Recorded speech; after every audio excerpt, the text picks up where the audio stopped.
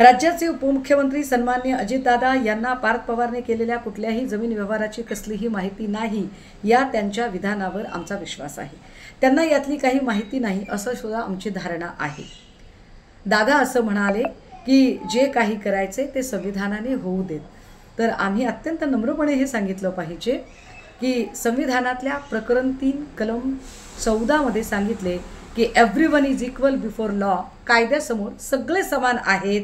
तर मग ज्याचे मूल्यांकन बाजारभावाप्रमाणे 294 कोटी 65,89,000 मोबदला इतके आहे आणि साधारणतः 300 कोटी रुपयाची देय आहे। यापैकी जास्त रक्कम म्हणजे 300 कोटी रुपये आणि मुद्रांक अधिनियमाचे अनुच्छेद 25(ब) प्रमाणे 5% तथा स्थानिक संस्था कर 1% तसेच मेट्रो कर 1% असे एकूण 21 कोटी ज्याचे मुद्रांक शुल्क म्हणजे स्टॅम्प ड्युटी ज्याची 21 कोटीची देय होते।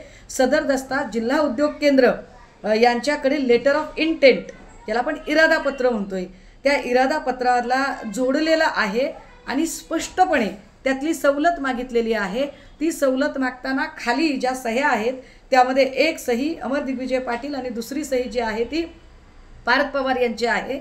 या संपूर्ण प्रकरणातल्या सर्व अधिकाऱ्यांच्या जे काही महत्त्वाचे अधिकारी आहेत त्यांचे निलंबन ची प्रक्रिया चालू आहे, कारवाई चालू आहे। यातल्या शीतल तेजवानी आणि पाटील यांच्यावर सुद्धा गुन्हा दाखल झाला आहे। मग जर सगळं संविधानाने करायचंय आणि संविधानात सांगितले की कायद्यासमोर सगळे समान आहेत, तर मग पाटलांवर गुन्हा दाखल होतो आणि पार्थ पवारांवर गुन्हा दाखल होत नाही। कदाचित हे राज्याचे उपमुख्यमंत्री आणि न्यायप्रिय असणाऱ्या अजितदादांना सुद्धा अजिबात मानवणारे नसेल। त्यामुळे पार्थ पवारांना नेमकं कशामुळे वाचवलं जाते याचं उत्तर आता डिपार्टमेंटने द्यायला हवं।